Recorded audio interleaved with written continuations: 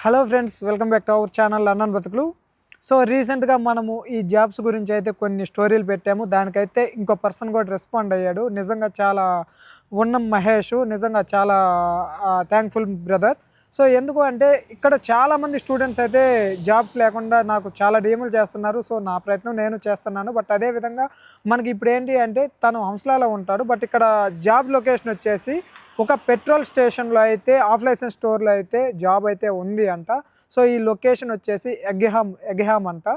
So దీనికి near by ఏంది అంటే మన రాయల్ హలోవే అనే ఒక యూనివర్సిటీ ఉంది.